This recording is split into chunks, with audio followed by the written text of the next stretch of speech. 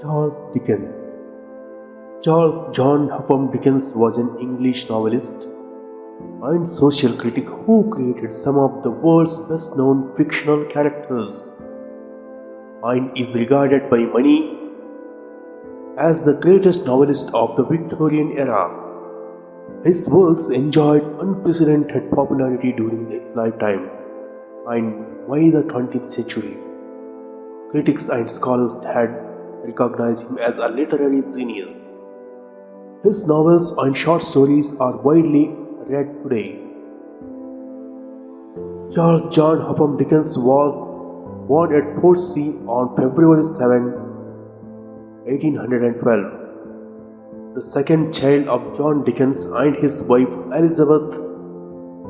His father, a clerk in the Navy Pay Office, was always getting into debt, and so young Charles grew up as a poor, insecure boy.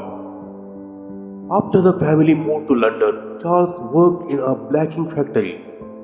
Here, for 6 shillings a week, he pasted labels on blacking bottles. Those few months were the worst for Dickens, and he was never to forget them for the rest of his life. At the age of 15, Charles entered a solicitor's office as a junior clerk. Though it was not so well paid, it enabled him to get a certain independence and to meet new people and go to the theatre. In 1833, he wrote his first sketch for the old monthly magazine and followed it up the others.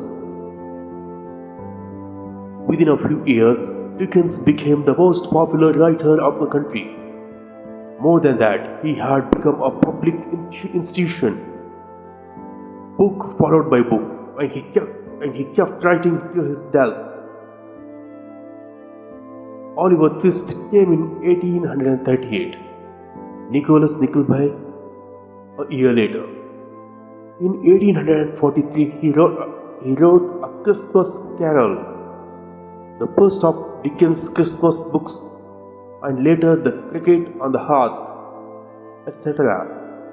His other leading works included David Copperfield, in which he drew his father's portrait as a Mr. Micawber,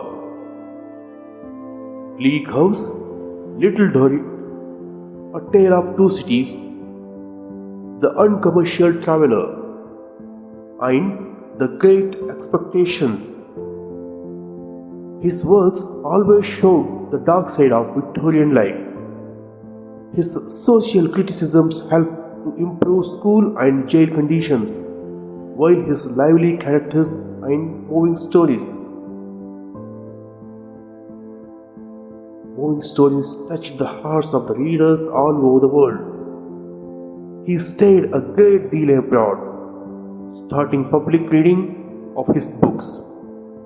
These were a great success but told on his health. He died of a cerebral stroke in 1870, leaving behind an unfinished work, The Mystery of Edwin Drood.